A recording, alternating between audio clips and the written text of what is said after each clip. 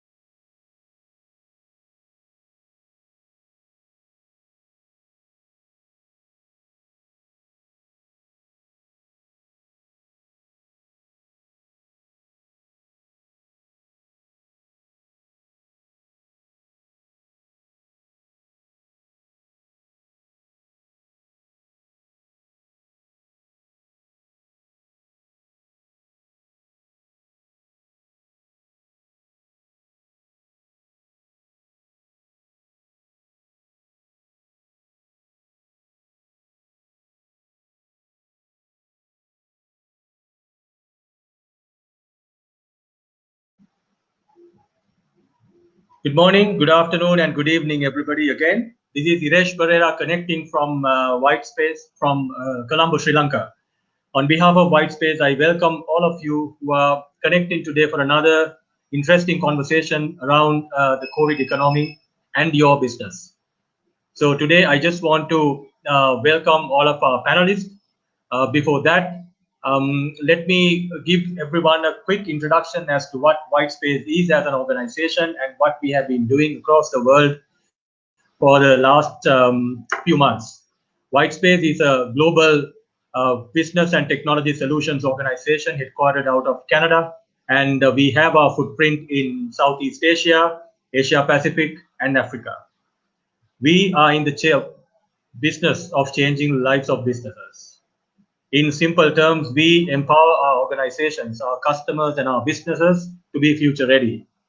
Our forte ranges from business strategy transformation and digital transformation. What we simply do with our customers and in the marketplace is that we engage with our customers at a very deeper level, both at the boardroom level and at the ground level, and prepare them to face the uncertainties in the business world and help them build their businesses in a robust and a futuristic manner.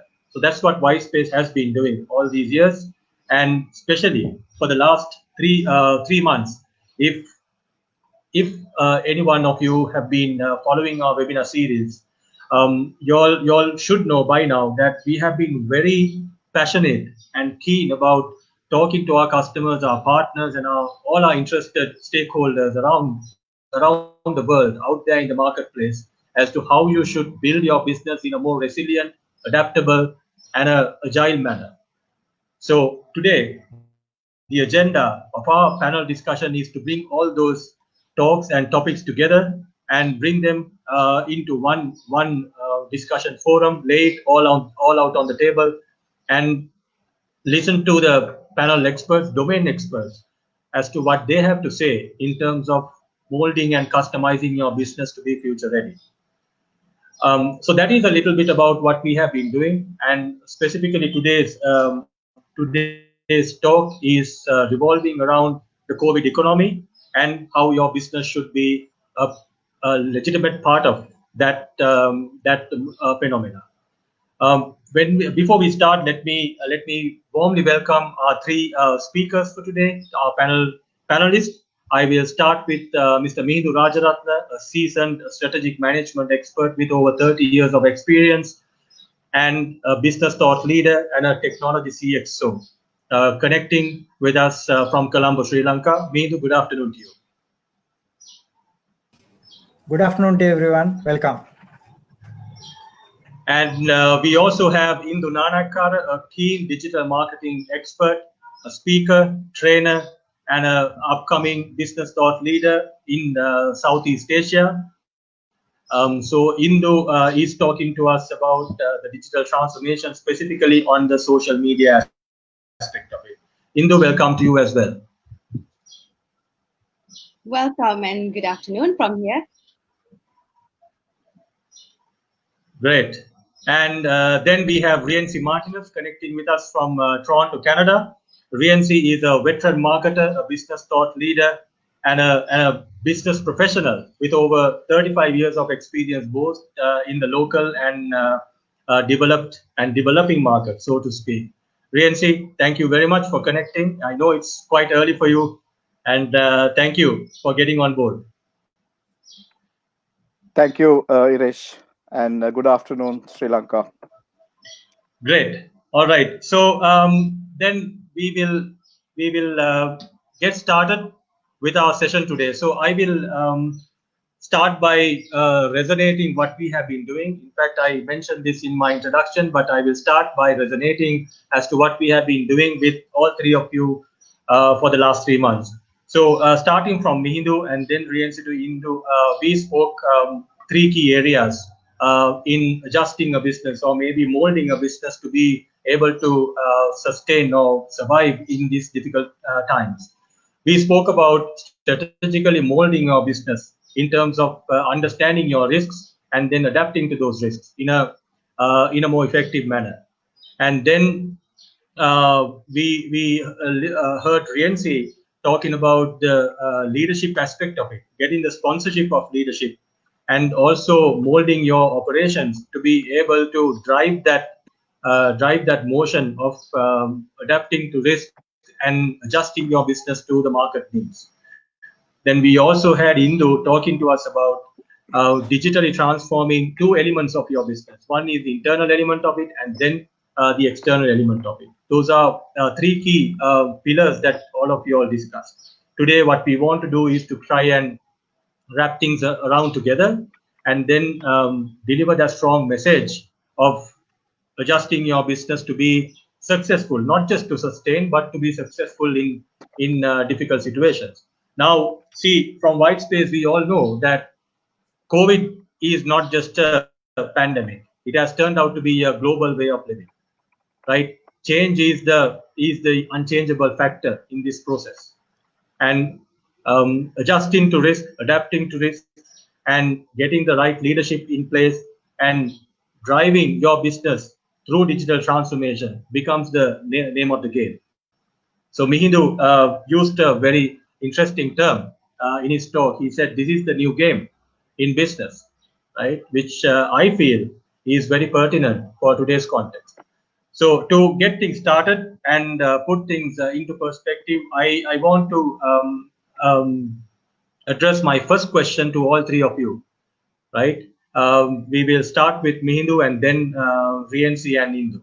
So the first question is, tell me, in your own personal perspective, what has COVID done to us as individuals, as people, and then to businesses, and then to world as a whole? What are your thoughts, Mihindu? COVID has brought change, very simple. And, we need to look at how COVID has impacted that change to people and businesses. That's the key that we need to look at. And it's a compelling change. And COVID compelled us to look at ourselves as a human and also businesses to reflect upon their operations and also the countries also to reflect their strategies. So it's a compelling change. And in a compelling change like COVID, we need to embrace the change. It says that if you control the fear for change, and you will be in control for reality. That's my view on the COVID, what has brought. It's a whole heap of opportunities. All right. Rienzie, what are your thoughts on this? Yeah, I think I probably may take a few minutes more than Mihindu did in terms to give an introduction. The COVID pandemic has been threatening people's health.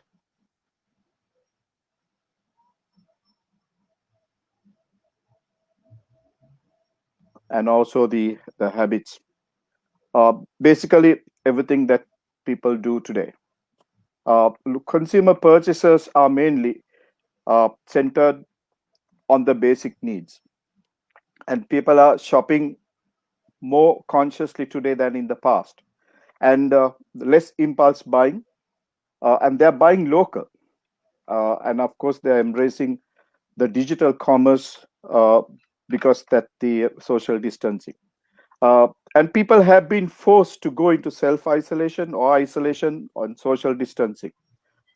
And that's a new game, as Mihindu had said, and it's a new normal. To manage self-isolation, people are using digital equipment to connect, learn, and play. And I believe they will continue to do that because they got a taste of it. Those who didn't do it, they got a taste of it, and they'll continue to do that. Look at the other aspect of due to need of social distancing. I mean, that's what everybody is insisting today. And there is an increase in the virtual workplace, and that means more people working from home. And that is also today is their preference. And I hear everybody saying, "Oh, I don't want to go back to office anymore. I want to work from home." So that basically changes the game today. So this global pandemic has fundamentally changed the world, Iresh, as you very rightly questioned us. People are living differently. People are buying differently. People are thinking differently, and these changes are posing lots of threats to the organization. But of course, there are opportunities as well, and we have seen many people who are jumping into these opportunities, and they're not worried about the threats, but they are taken the opportunities and moved forward. And we are now facing the whole new game, which is called the new normal, which we all talk about it. The organizations need to respond to these changes. When I say respond is a word that is very important. To respond to these changes, they need to reset. And that's another word that I would like to say. Respond, reset. And to reset, they need to renew. So remember the 3 R's, which is one technique that we would like to share with you, or a tool that we like to share with you. Respond to changes, need to reset your strategies, and renew your thinking. This is a technique that we would like to share with you throughout our course today, or the seminar today. The business leaders or the organization that followed this technique are thriving today. And I can name a few, which is Amazon, Zoom, Netflix, to name 3 companies that are doing extremely well, who exploited these opportunities, and they responded very fast. They reset their strategies, and they renewed their thinking. And to practice these techniques, you need to first identify which category of your organization is falling into. And there are 3 different categories, and I'm sure that you know what those categories are. Those who make things happen, those who watch things happening, and those who wonder what happened. So I believe that all of you who are listening this today want to be in the first category, which is those who make things happen. And that needs an authentic leadership style. So during today's session, we will discuss many tools and techniques as possible for you to develop your authentic leadership style to win in this global pandemic times. So Iresh, that's it from me for the introduction. Great, thank you. Indu, over to you. So, okay. So taking on from Rienzie, what I can say is during my seminar earlier in November, I also mentioned that the COVID economy can be equivalent to digital economy. So hear me out when I say this. So we've been thinking about this entire digital transformation, digital strategy, all these things for many years, but it has been a really slow growth. The companies who adopted these changes have really come up as, the company names that Rienzie mentioned, right? They have really maximized. They have not only just taken these and transformed their business, they've started with digital first, right? So the companies who started with a digital birth, they are like right at the top. But it's not too late for the rest of us if we learn to transform our existing strategies, the business processes, and various other aspects of our organization and the works to compensate to the whole digital. When I say that, it's basically collecting your data, collecting using digital marketing strategies, having everything accounted for so that it's not on like pen and paper. It's readily available from anywhere in the world. So mobile, online, digital, social, all of that. So that kind of digital transformation is a must for today's organization, COVID or not. Because COVID or not, we were going that way, but it was a bit slow. Like it was like, oh, okay, let's do this. It is in our agenda. But right now, it's an absolute must for an organization to come through this entire pandemic without dying, right? So if we don't take action now, it may be a little bit too late because the others will catch up. So what I would like to say in a nutshell is, again, COVID economy is digital economy, or the two are quite on the same wavelength. So if you try these techniques and strategies and these shifts within your organization, then you are not going to just come through this COVID pandemic, but you're going to also win the digital game. Yes. Great, very very interesting. So basically, what we are saying here is to our customers, our partners, and all other stakeholders, is that COVID has changed the way we live, and COVID has brought upon new ways of living, which was why we mentioned at the start of our talk, saying that COVID is the new global way of living. And to Mihindu's point, COVID has opened our minds to be more positive towards change, to be more positive towards to see what we did not see in the past. And then Rienzie touch base a very good point in terms of renewing, refreshing your and re-strategizing your way of doing business. And definitely add some more examples into what Rienzie mentioned, like what Amazon, Netflix, and Zoom did. Even from fallen industries like travel and tourism, Herty Gruten, for example, the leading exploratory travel operator in the world, he is now taking a complete digitized approach to do their business. They are recruiting digital experts to drive their business. So this is the kind of the change that these companies have taken. Microsoft has redefined the technology aspect of healthcare and education all over the world. They have brought the students and the teachers together. They have brought the patients and the doctors together completely via technology. So these are the very interesting case examples that we see out there. And Indu, you touch base on economizing the COVID aspect of it. So COVID economy has more or less given the fuel to make our economy a digital economy. Obviously, digital economy was born many years back, about 20 years back. However, it has been a slow growth, like you correctly mentioned. But this pandemic or this new way of living has brought upon all the ammunition for us to gear up and ramp up ourselves. So then we will drive and strive on the digital transformation. Good. Okay. So Mindu, I want to drive my attention towards you. In your talk, you mentioned a few very key areas.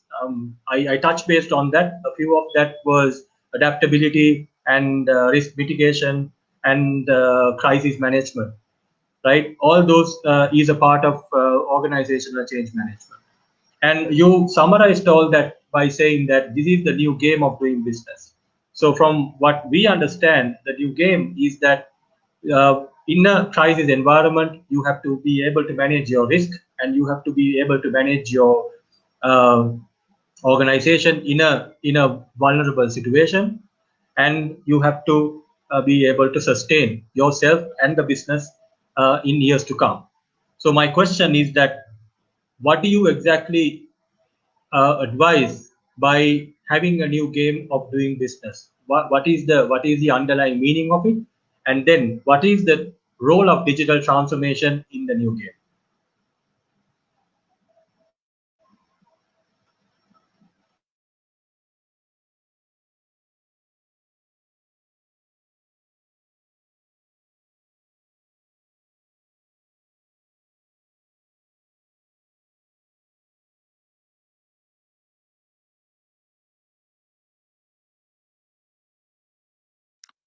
Mihindu, are you there? Thank you, Rienzie. Now, let me explain this game and the rule philosophy to all of you all. Any business is basically the best fit between the organization resources and competencies and the opportunities present in the environment. That is how the organization will thrive, and some organizations will struggle, and some organizations will not survive in this environment. So ideally, the pre-COVID environment, you had the existing game of business, and you had a set of rules. And after COVID, it completely changed. It changed purely because of the restriction that the COVID pandemic itself forces on the civilization.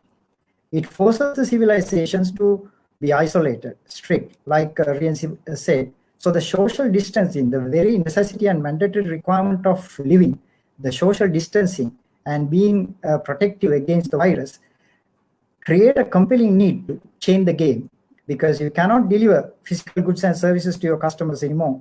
You cannot go and speak, make presentations physically to any customers, and you cannot ask customers to come and flock into restaurants anymore. So it's a new game, and you cannot play with the old rules, and the old game cannot be played with the new rules. So it's a new game, new rule. In fact, I described this to somebody when he asked, it's a completely blank book, and the human civilization has to start writing the first chapter, because it's a whole new chapter of human civilization created by this COVID-19. So the businesses has to look at what were my needs, what were the customer needs that we were satisfied, what were the products that we were dealing, what are the services that we basically rendering to customers, and how those have been changed. Basically, customers have changed, as quite rightly Rienzie said. In Europe, credit card usage and debit card usage has gone up by 72%, purely because of the restriction of physical movement. That's one example. And if you look at India, pepperfry.com, which sells furniture in retail, their sales have gone up by some 30-odd%, right? And still, if you look at the economy, which is very critical to business survival, what is economy? Economy is the consumption, the aggregate consumptions of a population. So if you really look at, the consumption has not gone down. Consumption has been restricted. So it is the duty of the organization to strategize to stimulate this consumption, to increase the consumption so that the economy will thrive. So when you say we need new rules to play the game, we need new strategies, how we deliver, how we contact customers, how we service them, how do we know their needs and wants. So we need new sets of rules. When you say new set of rules, it is not only for outside, the complete transformation inside. Look at human resources management. No more the employment rules of reporting to office is valid anymore. So you're working remote. You need to have a system established for remote working, and you need to look after your employees. You might have to look after employees going extra mile in terms of their health, checking whether they are COVID-free and whether they are sustainable in their health, all that. And coming back to finance, and how do you pay for your suppliers? How do you raise your working capital? How do you transfer entire physical check making process to online payment? is a simple example. So if you look at our own examples in Sri Lanka, Cargill's Food City, if you look at them, they had largest retail chain. Now what happens? Most of their deliveries from their local shops are now converted to online. So this is the kind of impact that COVID brought us. That's what I said. I put the term called new game, new rules, and also why it is a compelling change. The way you conduct business, the way the people behave, change. Is, if you look at, I just touched Riencie's expert area on marketing. Marketing, most of the people think is a single subject, but it's a combination of economics and human behavior. Look at in that perspective, human behavior has changed. So the market, the demand and supply, the way you supply, where the demand is coming, has changed. So on that basis, so it's a new game, and you need a new rule. One last example I would like to cite, where the digital transformation is coming, where you have lots of physical process, billing, delivering, signing customers, signing employees to attendees. All those has become now online. So that is classic example of digitization and digital transformation on simple processes. So it's a new game, new rule. Over to you, Irish. Great. Yeah, it's interesting how the world has changed. You brought in a few very I would say life-changing examples how a retail chain like a local retail chain like Cargill's Group has transformed to be more virtual and more digital. And I also want to touch base on what has been happening in the Europe since we talk about the global market here. For example, the European Central Bank has been absolutely active on social media in terms of talking about their digital transformation journey across the world for the last so many months. Now the president of the bank is in the process of lobbying towards in favor of digital currency for the European Union, which will transform the way the European people do banking. And it has been like Indu mentioned in her introduction. This digital economy has been a snail's journey for all the years. Now everyone is pulling themselves up and ramping themselves up to a point where they have to pay attention and make the right decisions in the boardroom to make things happen. And this is what both the global and the local businesses are doing. Okay, great. So Rienzie, now Mihindu spoke about redefining your business, adopting new ways of doing business, and getting adjusted yourself to understand the risks, foresee what you don't see, and calling it a new game and having a new set of rules to play that new game. The whole idea of doing that is to be successful in your future, because this is the kind of the economy, this is the kind of the business climate we will continue to have for the coming years.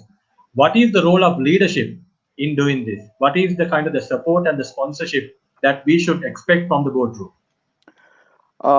Yeah, Irish. So it's a very important point that you raised here, and then what Mihindu and Indu spoke about is that the all this change of people to adapt to this change, the leadership is absolutely important, and that's what I'm going to spend a few minutes in going to talk about this leadership, and the new game is all about change, and that is meaning that you need to respond to that change, and which means that you need to reset your strategies, and which means that you need to renew your thinking. Remember the 3 R's. Yeah. So I did some reading and research on the some of the political and business and community leaders during this pandemic. Doing sometimes when you have nothing else to do, you just read and try to analyze the leadership styles. So and I came out with 4 leadership styles, and which I handled through my last session. So one is actually called the engaged leaders, and who adopted the democratic approach. And what they actually do, they mobilize people around on shared purpose and values. Have they been successful? Yes, to some extent that they have been successful. And there's also another category called the directive leaders, and which is mostly the authoritative approach. They demand compliance and obedience with rules, right? So that's another leadership style. Were they successful? Yes, they were successful for a shorter period of time, but during the entire COVID, they faced situations.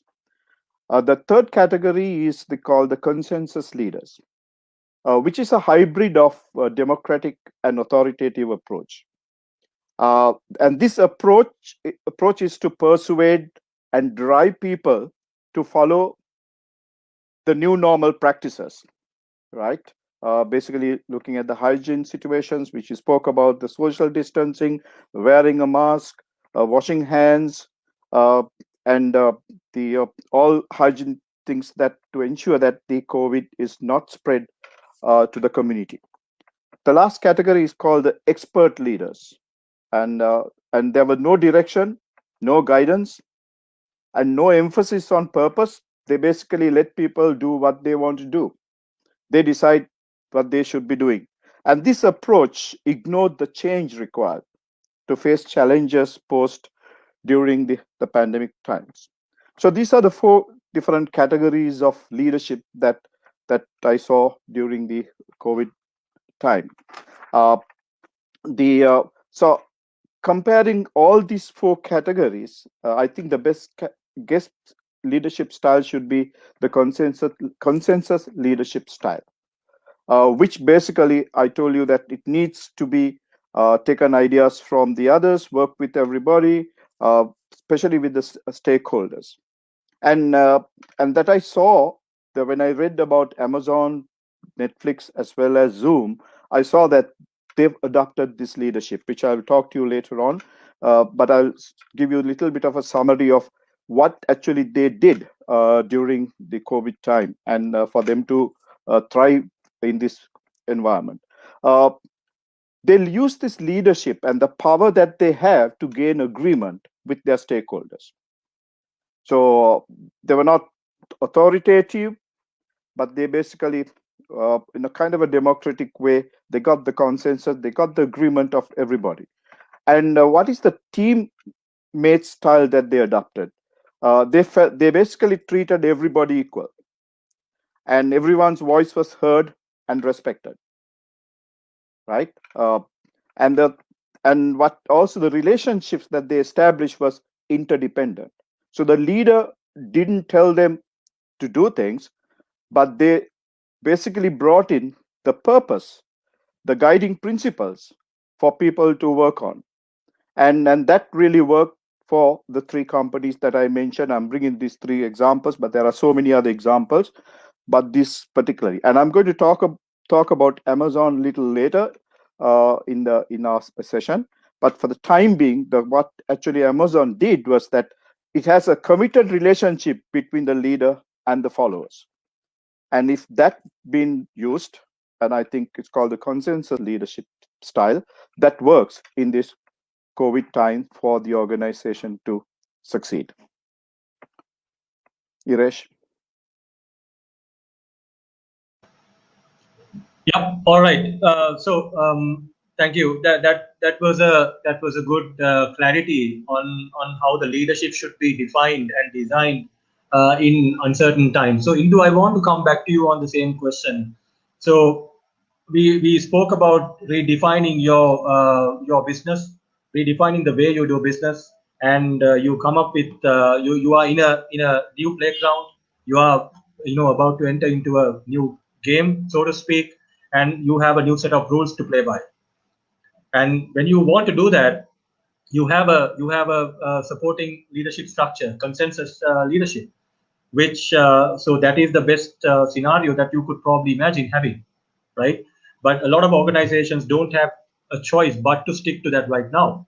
So what Rienzie, I believe, means is that leadership which will support the growth of the business during difficult times, and then the leadership, the boardroom, will decide the kind of the collaboration that each team within the organization will have, right? So provided that the business understands those dynamics, right, and they understand the importance of being futuristic and future ready, right? What is the role digital marketing or maybe social media presence will play in taking yourself out to the market?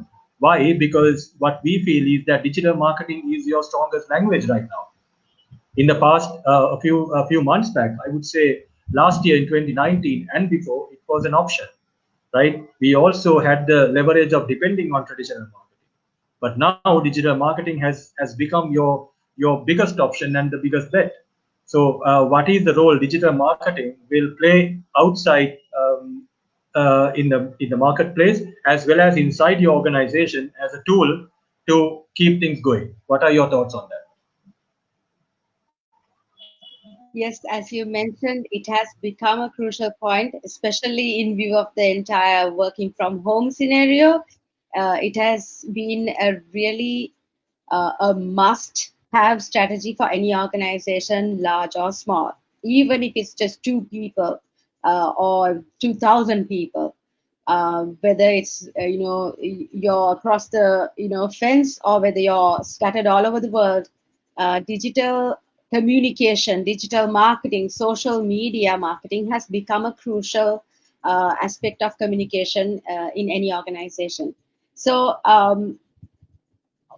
what we want to look into this is, as you said, the internal communication as well as external communication with your customers, your clients, your suppliers, right? So for any business at this point, we cannot, in terms of digital communication, we cannot really depend on non-digital or physical communication. Even when it comes to TV, radio communication, yes, it's there. There hasn't been a huge change, but as we understand, almost every business is undergoing a financial issue, financial crisis. So at that point, the organization with a leader, an ideal leader, as Rienzie mentioned, would first of all think about, okay, we have limited resources in terms of financial, and where are we going to put these things, right? That is one decision that they have to make. So if they think right, they understand that digital is a much more lucrative form of communication when it comes to client communication or customer communication, right? So that's one thing.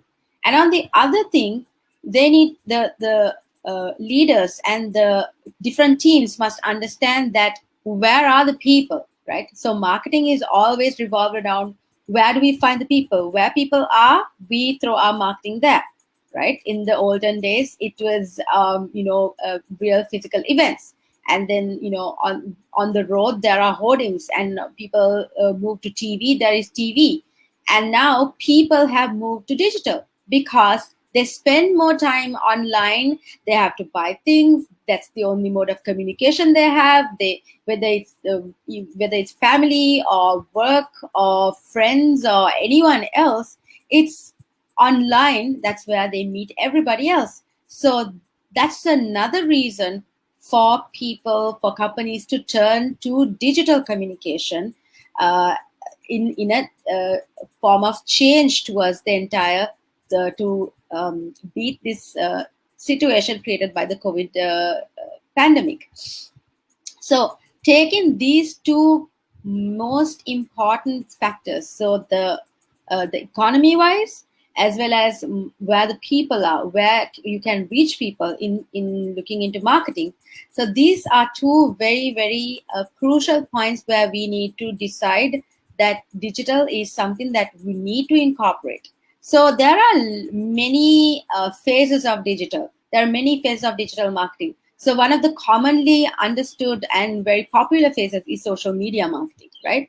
But I don't think people should limit to social media marketing because that's just one aspect. So most of the companies, when you mention digital marketing, they immediately switch to social media, right? That's not the only way, because what we need to understand is every time we talk about social media, somebody else is playing field. Where you name any social network, it's somebody owns that social network, right? So whatever you build on that social network, whether it's Facebook, whether it's YouTube, whether it's LinkedIn, whatever the empire of version of your organization you build on that social network, it's well and good. I'm completely for it, but what I'm saying is you should not limit your mindset, your scope to just social media the moment someone mentions digital marketing. There are so many other ways of digitally communicating with your customer, with your client, apart from social media marketing. Yes, social media is where everybody is around, where they're online, but there are so many other places that you can find them: on text, on chat, on email, on different websites.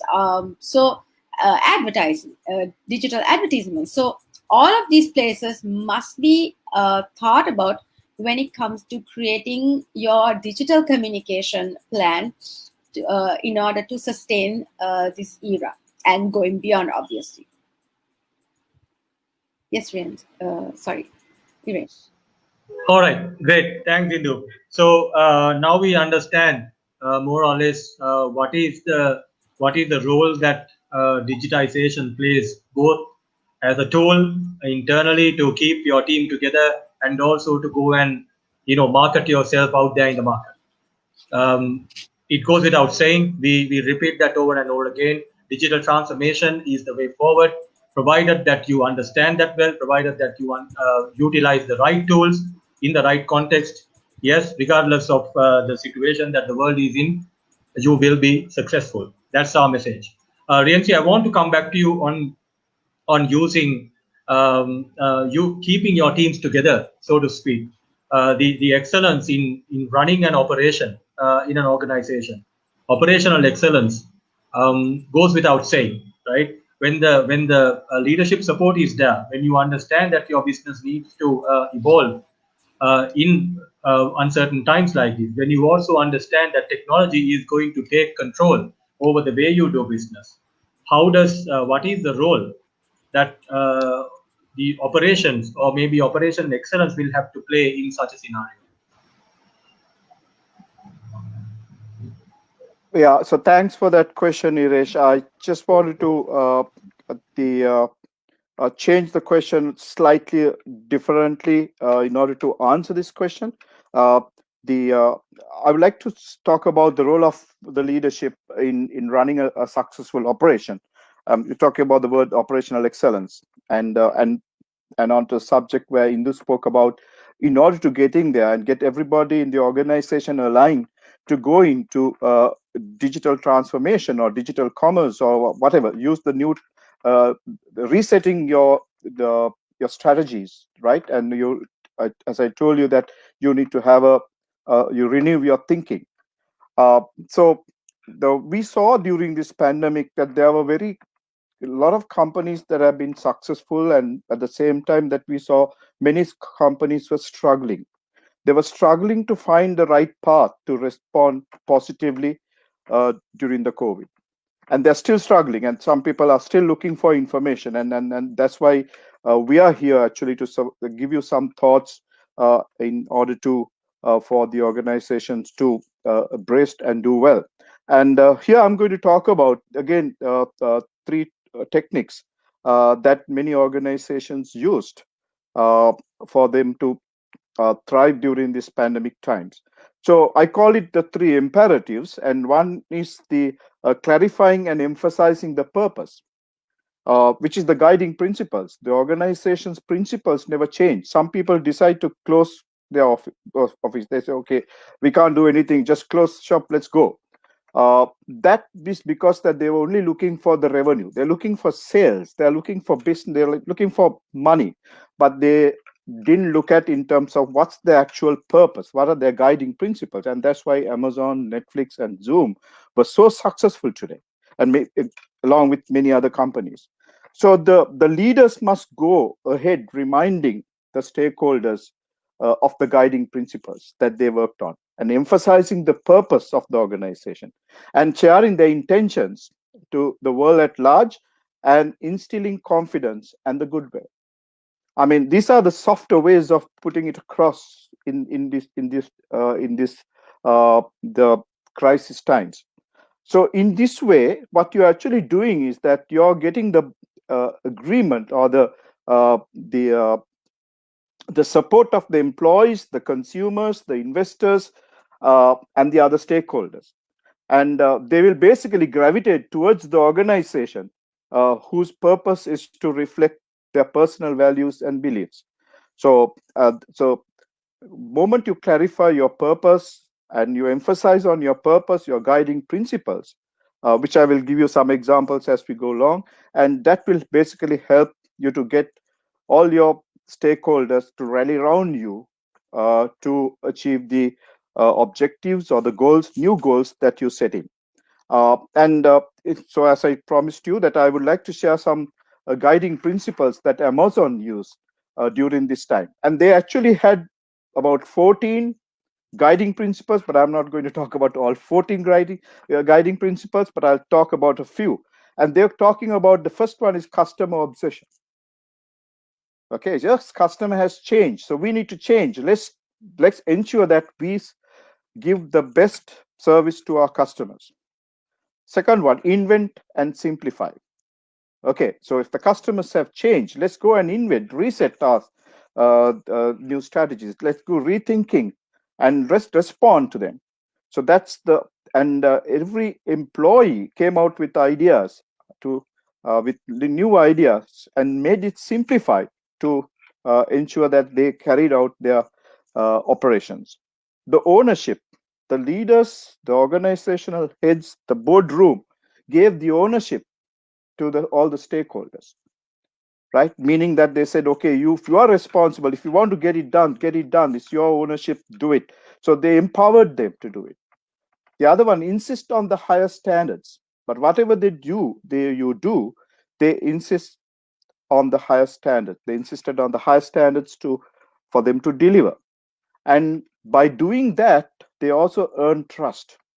The employees, the stakeholders had trust in their leaders. And finally, the deliver results. So those are the guiding principles. They never said, now go and get business. No, they basically said, these are our values, these are our guiding principles, these are purpose, right? So that actually helped for the organization like Amazon to do well during this time. And what's the leadership style they used? I call it the consensus leadership style. But what the Amazon CEO talks about transformational leadership. It's a committed relationship between the leaders and the followers. So the consensus relationship that I was talking to you about is that gaining agreement, equality, and interdependent, which are the same as the Amazon's leadership style. So the first one is to emphasize on the guiding principles. The second one is supporting stakeholders. As we know that stakeholders who will drive the success and the measurement of the organization's performance, they are the people who will drive the organization's success. So supporting them in this time of pandemic will galvanize the trust, the confidence, the morale required for them to forge ahead. So this means rather than you are deciding to let people go or giving them a hard time or cut their income, that you'd actually leave those as it is, but try to get them to work more by way of persuading them to come out with new thinking and to do new things so that you reset your organization's strategy. So this means that you need to identify the individual needs of the stakeholders. That include the customers, the investors, the employees, the community, and of course, the society at large. So this way that you will be able to determine how to serve everybody effectively. So you need the information. So information gathering is a key factor in doing that. So in the short term, of course, what the stakeholders would look for is to, okay, you need to work in the organization, you need to deliver, you need to do that. And I actually visited the Amazon warehouse here in Mississauga here in Canada, just to observe how things are happening. And they provided all these new normal situations for the organization, for the employees to perform, which means the hygienic activities. Social distancing, they followed to the rule, wearing face masks, they insisted everybody does that, testing fever every day in the morning, sanitizing facilities, there's enough and more, and reminding them to wash their hands regularly. So that's the short-term thing that they have to do to ensure that they gave them the hygiene situation. And the long-term considerations such as the employment compensation that include the current wages, the retirement benefits, medical insurance, and things like that. So by doing that, they revisited those rather than cutting them. They revisited those and gave them the benefits that they could give at that stage. Fortunately for Amazon, the government also supported them in terms of giving them the handouts. So it doesn't happen in many other parts of the world, but fortunately, countries like Canada, that they were well looked after by the government. Further, you will need to redesign the supply chain management. This is a part of the stakeholders, right? And what actually Amazon did when they realized that they're going to face problems in terms of getting the merchandise into their warehouses during the pandemic time, they acted very fast. They managed to get it all what they want well in advance, right? So that's because that they had a very good relationship with the entire supply chain management. And they also supported local employment. There were loads of people without jobs. They lost jobs. Amazon invited them to come and work, and while strengthening the resilience of the operations. So that's another one that the Amazon did. The third one is further strengthening the emotional and the organizational resilience, and that's very important.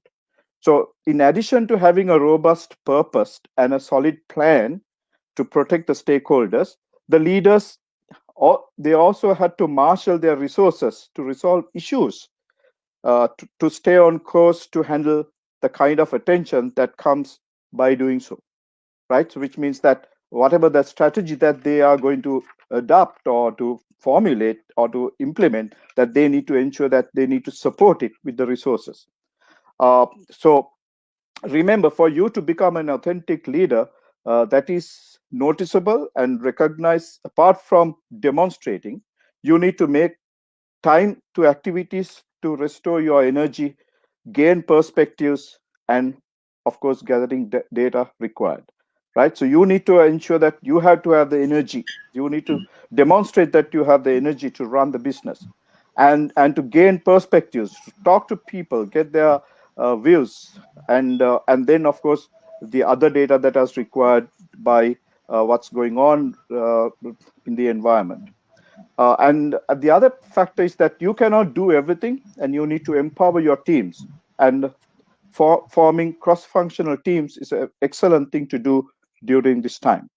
Of course, it's a thing that has to be done on a regular basis, but this time you need to ensure that you have more cross-functional teams so that you encourage more communication within the organization in order for them to perform their duties. The organizational resilience will only surface when you provide stakeholders, empower them to perform by way of giving them empower them the decision making process and sharing the perspectives. So that is an important factor. The whole organization will fall into the space of resilience that if you empower them. Sometimes, of course, you have to take tough decisions, and that's what I talk you about. Although you have a democratic approach in most of the time, sometimes you also have to bring in some sort of authoritative approach, not so much, but a little, to get things done.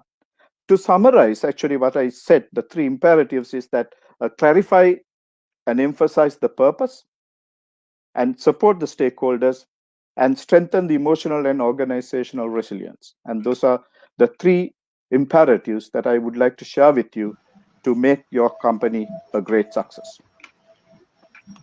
Right. So that's a very detailed sort of a explanation as to how the operation of any organization should take the shape.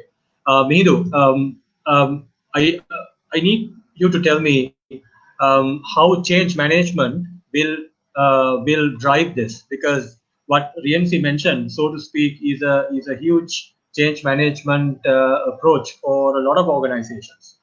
Not that change management is something new. However, now it has taken on a new stroll, new route in the way the business is done. So, how will the change management will support this kind of operational efficiency? Or, in simple terms, how will organizations manage such a huge change in a shorter time of period right now?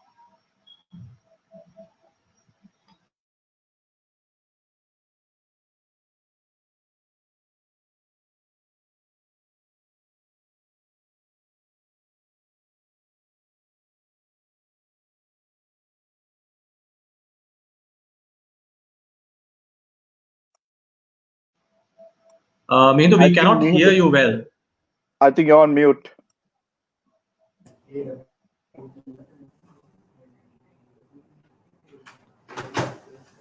Sorry about it. I think in my presentations also I suggested the sustainable change management. And why change? As Rienzie quite rightly pointed out, the purpose of change. Now, the very purpose of change is coming from the COVID-19 pandemic, because as I said at the outset, it's a compelling change. Why change always in business? Purely because of the environmental change. And environment change have a direct impact on the way the customers think and respond to products and services. So change that is the basic purpose in this context of COVID-19. And in order to do that, as Rienzie pointed out, you need a very strong leadership which can drive change, which we call it in change management context the change agent. So the change agent drive the leadership, and this leadership not only centered in one person who is the top of the organization, but you need to see, as we pointed out, the cross-functional areas. Also, you need to see this leadership driving the same change. Then only you have a cohesive kind of strategy for the change that is needed. Then the next question is, you need to identify what to be changed. If you take any organization, essentially, there are people and there are processes. Because of these two, the relationships in organization emerge. Now, in an organization, for organization to adapt into the consumer changes, you need to change people and you need to change the processes. Now, I'll take the people first. People, you need to change the way they look at the consumer, where they respond to the change of working pattern, where they respond to the change of marketing pattern, where they respond to the change of selling patterns. People need to be trained, people need to be embraced with that particular change. Now, one of the things that I highlighted is the importance of risk analysis before change management, where you need a detailed risk analysis in order to adapt to the new situation. You need to do the risk analysis in a very comprehensive way. Generally, the risk analysis is done by the audit firms and most of the cybersecurity firms, and it is confined to them. But now the game has changed. The risk analysis has to be done both external and internal environment, how the assets have changed. Generally, the risk assessments are based on the impact on assets. Now, the important question that we need to ask at this moment under COVID economy, what are our assets? The most important asset today is the people. If your people who possess the skills and knowledge leave the organization, then you leave the assets. And if your people get sick with the COVID-19, and your asset is becoming vulnerable, and that is where the risk has come. That is where the change needed to come. The way you manage people, the way you look after them, as quite rightly Rienzie pointed out about the emotional part and the emotional support to the people, and then walk into processes. You may have operation which is online, and you may in banking, and you may have to completely automate it. how you deliver, how you make payments, and you may have to look at your marketing process. Quite rightly, you cannot do offline marketing anymore, physical marketing, so you need to resort to some marketing like digital marketing using social media. Say, for example, no, you cannot deliver some of the products physically to outlets, so are we using a delivery channel instead of that, online ordering? And whole system change. So once you identify the purpose and what to be changed, and there will be a change management constantly evolve with the time. And I suggested in my presentation that sustainable change management has to be reviewed constantly.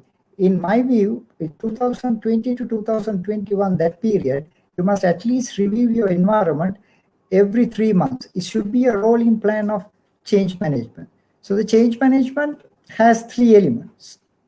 Number 1 is the purpose, and second is what to change and how to do that change. Very simply put it. So the sustainable change management is necessary. Why?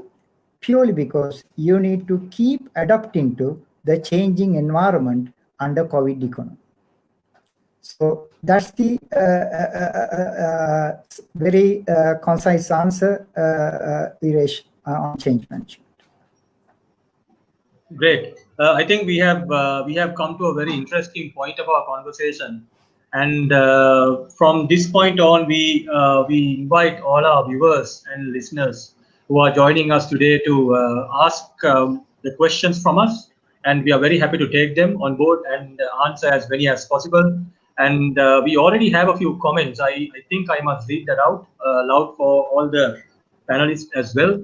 I believe those are very productive comments. So we have Subodha Vijaysurya telling us that digital landscape has to develop hand in hand with infra development and supportive legislations.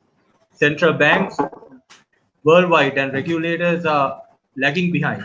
So for the moment, I think digital transformation support group must lobby governments with same vigor to develop open source access to data and passing of new laws.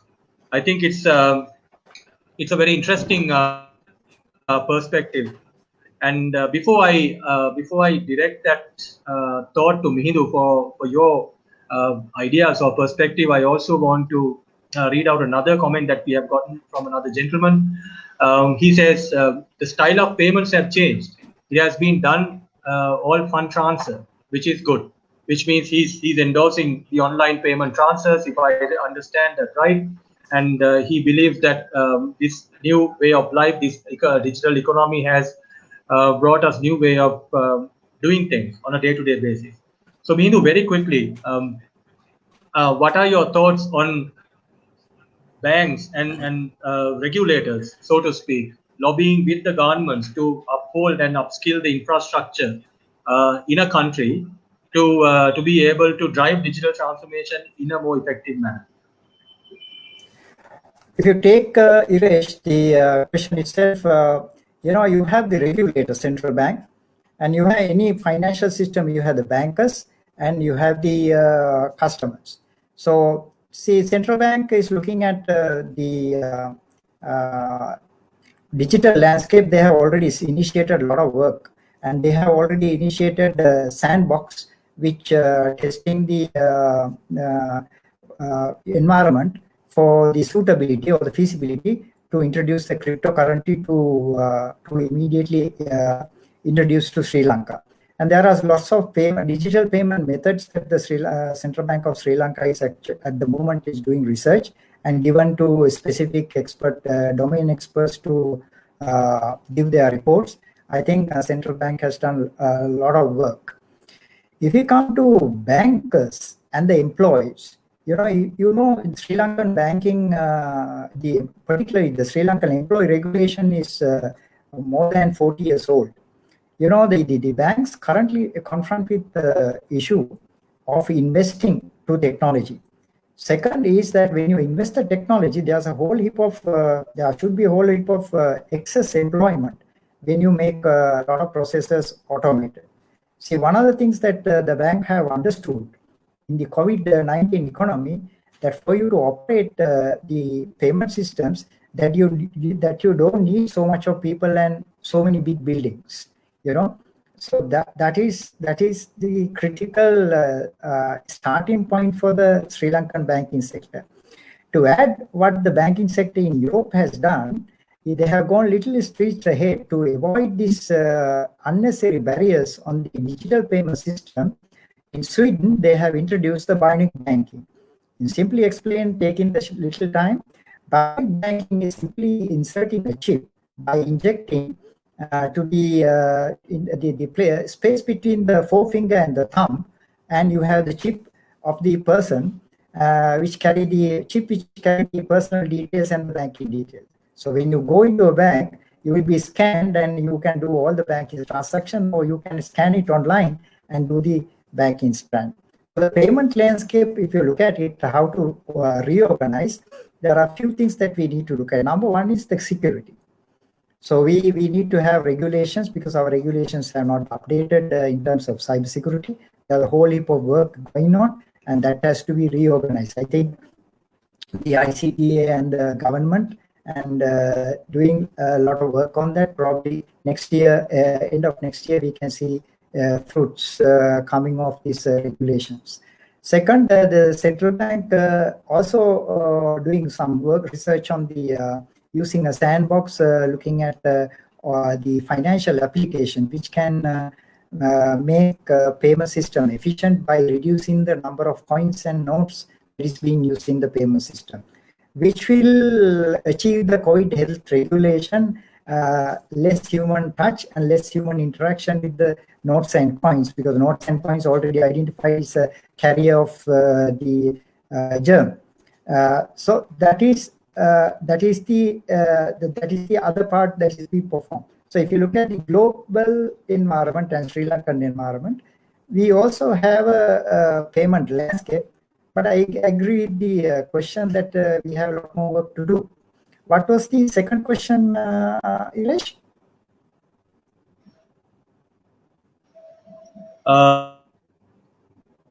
That is a data-related laws at a regulator level. Come again, I didn't hear you. That is about passing the correct data security and data-related laws at a regulator level. Exactly. See, one of the things that I have been asked this question on another interview.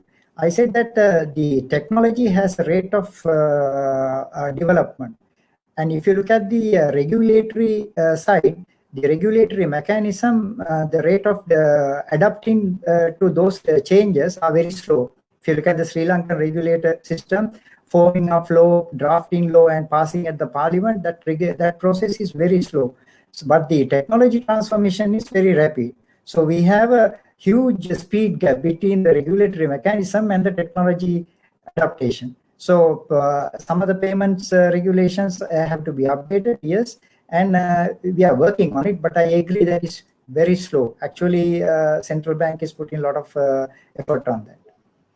Okay, great. Thanks, Mihindu. So that's a very interesting perspective. I believe we can probably touch base on the national level regulations and the strategies to digitally transform our country, Sri Lanka, and other international markets on a different program. So, Indu, I want to come back to you on the next question. So, we spoke about changing your business again, right, to be future ready, and then that takes a series of changes that you need to go through as an organization within your internal infrastructure.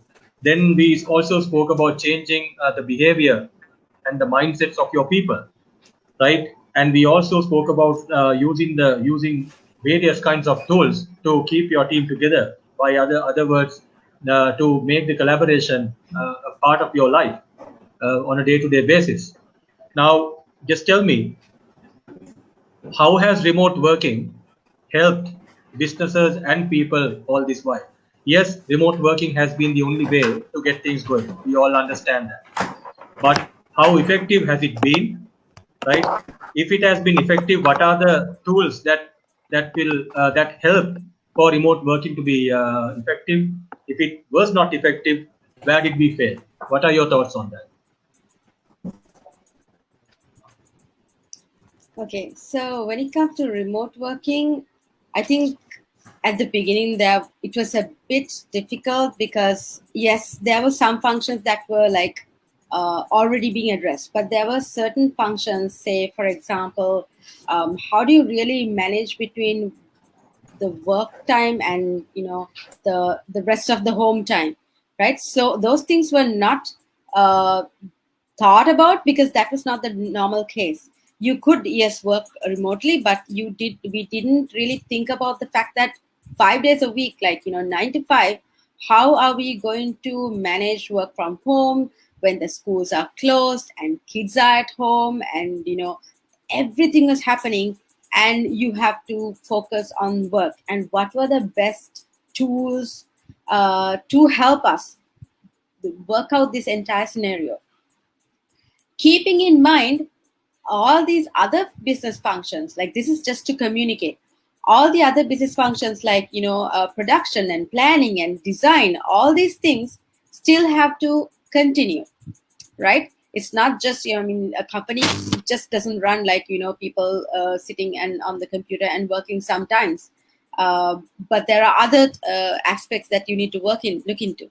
So how do you really manage this entire landscape of business activity, the whole thing online? So this means that there had to be new tools put into place, and there had to be adjustments of new tools to suit the new needs, right? So for example, if I just take one example, industry that's been thriving throughout this entire scenario has been the education sector, right? So when it comes to education, whether it's school or higher education or any other type of education, people have gone into taking a 100% digital online platform for the delivery. So for the construction, from the design to producing, so basically putting your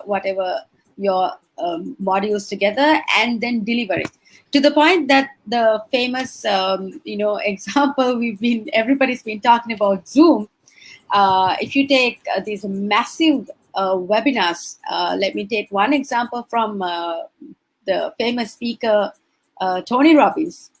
Zoom worked out this completely new platform to suit where he could speak to more than 10,000. Like, I think at one point there were like 13 or 15,000 people in one workshop, simultaneously live interacting with him. And he had this 360-degree studio with those 10,000 plus screens were incorporated, right? So he was basically able to, at the click of a button, zoom out one person, like pick one person from the entire audience of 10,000 people and speak to that person and showcase that person to the rest of the people. So this kind of new advancements to existing technology came through with this whole shift of going completely work from home. Obviously, it wasn't really technically his home, but he was working. He couldn't. For him, work was a massive stadium, so he couldn't go to the massive stadium. So his home was this large room with these 360-degree entire wall full of screens where he had everyone who was taking part in this workshop to be talking live, and he could interact with every single individual. It's not like just having a Zoom call and a bunch of the 16 people on the screen. This was talking to them and interacting with them and showcasing them to the entire world. So that was like a completely new technology. So like that, there were existing technologies that were like renewed, and there were brand new technologies that were coming into place that did not exist before. So when it comes to designing, when it comes to production, there were new technologies that had to be developed in-house in some of the organizations and or outsourced to organizations who were well versed in these technology types that suited their productions or manufactured, that they could do their work that working from straight away working from home with interacting with all the different departments. So that's in a larger scale. But if you look into the more common working from home technology like video conferencing, like what we are using right now, those are the most the technologies that really expanded. Everyone started having a video conferencing element into their tools. Google tried it. Microsoft expanded it. All these other technologies, all these other service had an element of video conferencing in their theme. So going from video conferencing to time management to signing documents online, managing documents and transferring documents online, large file sharing. So all these technologies that were just there for like random use now became a really huge necessity for most organizations. Couple that with, so not just the digital marketing factor, the entire digital transformation factor, right? So that came into place, and where you had to really think about from design to production to delivery, all of these sectors had to be undergoing digital, and all these sectors had to have specific tools where people had to use them from home, from their personal computers. So these were the changes that had been taking place. I just gave you just one example. So yeah, over to you, Resh. Iresh, can I touch something on remote working quickly? Yeah, absolutely. A lot of organization in Sri Lanka has made a big mistake. They thought the remote working is replicating 8 hours into home exactly. That is not. Because home working involves a lot of psychology. In fact, the psychologist advises the home working has to be given every 1.5 hours a break. Without knowing this, lots of employees are frustrated by the employers. The other thing is that one example I want to bring it here is one of the major multinational company has given ergonomically designed chairs for its key managers to work from home. See, this is actually support the idea that Rienzie brought, how much emotional support and how much caring that you give for your assets, that is your employees. That's the point I want to make. Yep, great. Thank you very much. So again, before we move forward, I invite all our listeners and viewers to post your questions, and we are very happy to take them. However, we are now reaching to the latter part of our conversation. So we have another about 10 to 15 minutes to go. Within that, we will probably discuss one or two areas, but we will definitely honor a few questions if we have from the audience. Okay, so Indu, I want to come back again about what you discussed, how remote working has evolved as a concept, as a way of working. And obviously, Mihindu supported that by saying that remote working is not like sitting in an office environment and working. So there's a lot of adjustment, lot of details that you need to be aware of, both at a psychological level and also at a physical level. Then you also spoke about how technology companies like Zoom have taken giant leaps in terms of redefining and redesigning their infrastructure. So then customers like Tony Robbins, people like Tony Robbins can leverage those tools, right? And for the greater good of their customers as well. Now, what does this do to a company culture? Right, we are talking about creating a company culture which we have not experienced in the past. Yes, we have spoken about working from home. Yes, we have spoken about remote working. Yes, we have spoken about part-time working. in terms of less than 8 hours, or taking breaks, taking coffee breaks, working from coffee shops and hotel lobbies and so on. However, we were still a part of a particular company culture. But COVID economy has, I would say, has brought that down to the ground, right? And now COVID is pushing us to redefine our culture within the organization as well. And don't forget, it has a direct impact on our personal lives and our family environments as well. So this entire gamut of changes or the new directives, what does it do to the company culture? What is your opinion on that?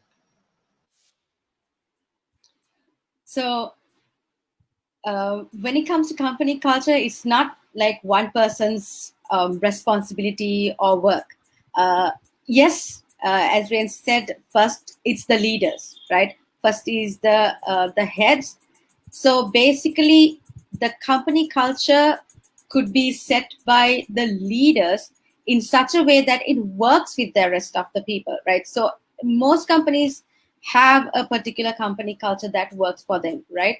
So, but the question is that going to survive? Is that going to last with the whole working from home scenario, or this, maybe half an hour, half working from home? So all these changes, is this culture going to survive the moment the employees go home, right? So that's the challenge here. So if you have given the proper communication modes and the proper communication tools, so for example, I mean, the very basics, if you don't have the tools to communicate with, like a phone or a device that can incorporate the video function to all the employees that need this function, then there itself it fails. So as long as you do those basic things, right? If you have the communication tool going on, if you have this communication continuing throughout, and you need to also look into the fact that all the employees, when they try to incorporate the practices that you used to do from office, from home, there are going to be a lot of challenges. If you're going to overlook those, then at that point, the employees are not going to be able to really see eye to eye with you on this entire process. So first of all, you need to have an empathetic understanding of the employee, what their situation would be at home. Some people might be having, a sick parent or an infant at home, and they might not be able to have their regular nurse or daycare sorted out because nobody wants to visit anybody's home, right? And they have to tend to themselves. It could be like a, higher management. It could be the department head who has a sick parent.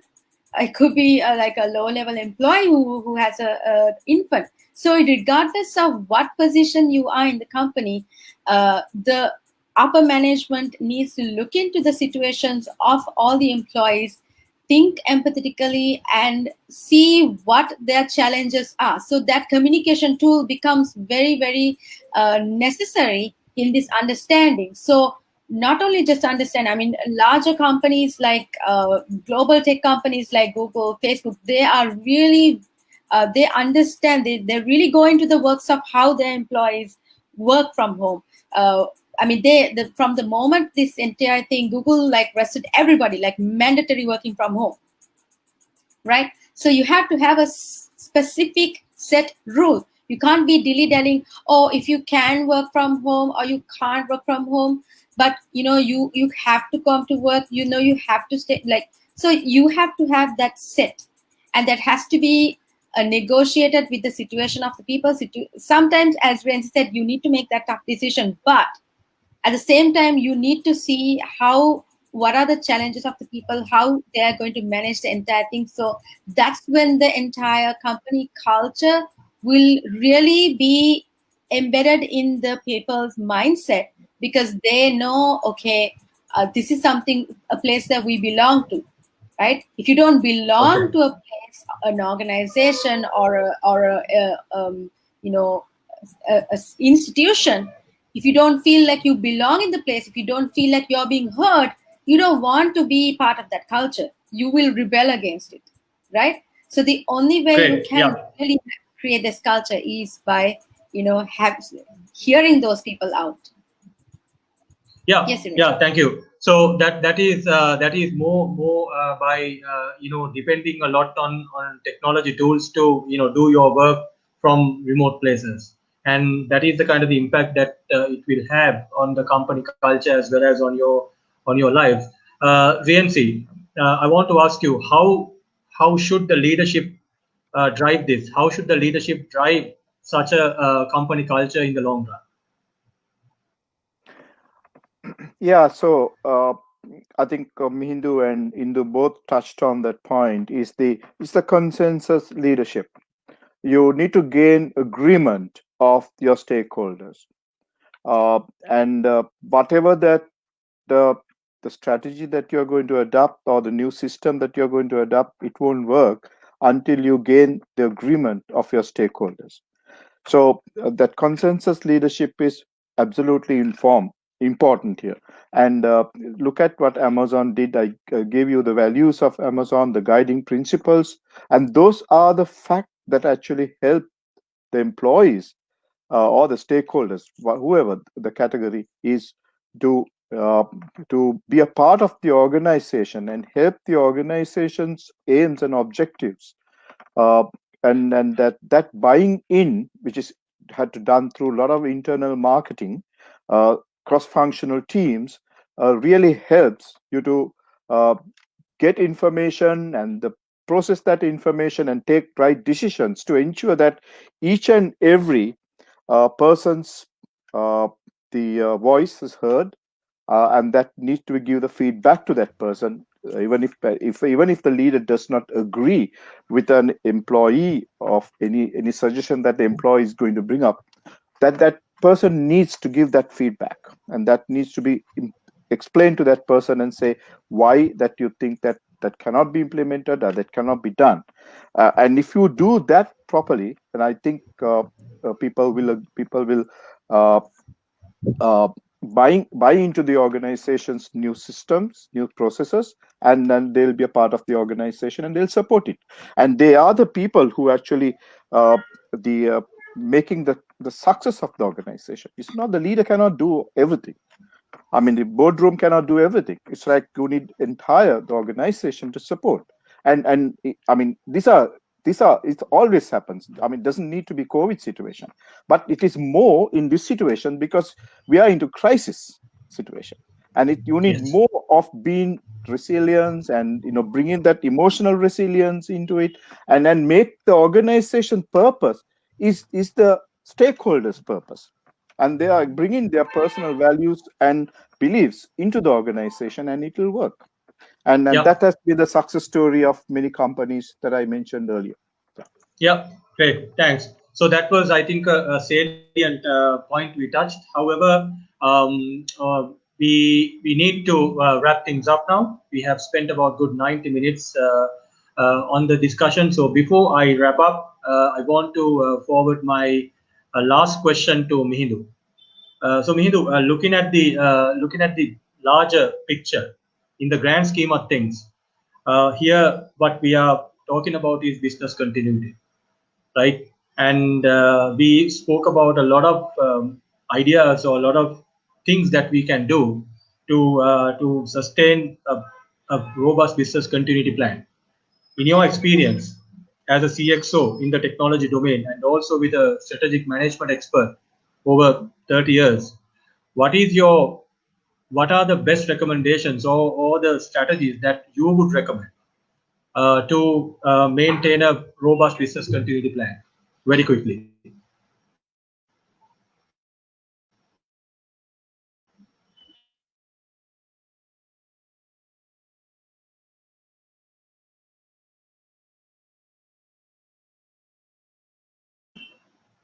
Mihindu, you have to unmute yourself.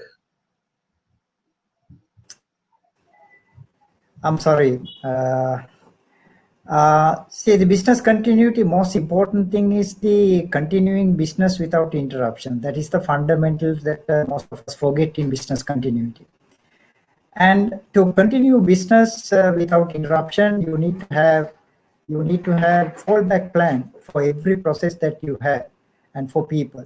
So in fintech industry, where Swift network is concerned, we have tested so many fallback plan. Now, say for example, we have a remote working plan which we developed purely because of the business continuity was a necessity during the 24/1 attack in Sri Lanka. So we understood the need and we developed a remote working protocol. How do we switch? When do we switch? And what are the responsibilities? And we even provision if one critical person gets sick, and how do we compensate him? And how do we connect them? And the cost of connection, who will pay, the organization or the employer? So that is one example I can tell about this business continuity, how to work on remotely. The second point I would like to touch, many organizations fail to identify in business continuity what are the critical functions in the organizations and what are the routine functions in the organization. The routine functions always can be automated to a very great extent, but it's the critical functions where you need critical skills and decision-making skills that you need to look after. So organizations for business continuity first must look at the critical and strategic functions inside the organization with a backup support. So you always have a second role who will support in case of a failure of the primary role to continue the business. Those are the two vital points I can touch within the limited time you have. Over to you, Viresh. All right. Thank you very much, Mihindu. So with that, ladies and gentlemen, we are wrapping up our panel discussion on the COVID economy and your business for today. We have spent a good 90 minutes of talk time. I believe it was productive, it was useful and insightful for our audience. So in conclusion, what we want to tell our customers, our partners, and all our stakeholders out there in the market is that COVID economy is the new economy. It's a new global way of living, and it has given fuel, it has given wings to the digital economy. And this digital economy has defined the new game, which we call as the new way of doing your business. The breadth and the depth of adopting to digital transformation is going to define your fate of the business. Why? Because if you don't embrace technology today, and you will not be able to be successful tomorrow. And for you to be able to embrace digital transformation or technology consciously and carefully, you need to transform your business strategies. This is what we are trying to talk about. So transforming your business strategy at a boardroom level and transforming the way you do your work using technology on the ground level is what you need to do, cautiously and consciously. And that is the new way of doing business, and that is the name of the game, and that is the way to survive, sustain, and succeed. So with that, I want to wrap things up, and I thank Mihindu for joining, for your valuable input, Rienzie for joining us from Toronto, Canada, and Indu joining us to share your valuable inputs. Before we let you guys go, I want to try and explain as to how WHITESPACE can add value to your business in the long run. WHITESPACE is predominantly a business and technology solutions provider, a global provider. So we have the expertise and the domain experience in helping customers and organizations to transform their business both at a business strategy level and at a digital transformation level. So we invite all of you to talk to us. Feel free to reach out to us and get our contribution or get our expertise or experience to understand how you can change your business for the better. With that note, I would like to share our contact details, and you can reach out to us through any of those contact numbers and the email address. I'm just going to share my screen for all who are connecting with us to have a look and then probably note down.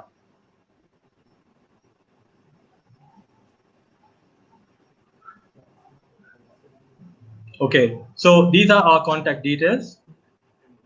In Sri Lanka, Colombo, you can reach out to us through +947744 06011. In Singapore, +65 834 66500, and Canada +1 647 214 0261. And on email, reach out to us via info@whitespaceint.ca. Okay. With that note, I want to conclude our discussion for today. And until we meet you again, until we reach out to your homes again, thank you very much. Stay safe and have a great week. Thank you. Thank you, Iresh. Thank you very much. Thank you very much, everyone. Thanks, everyone.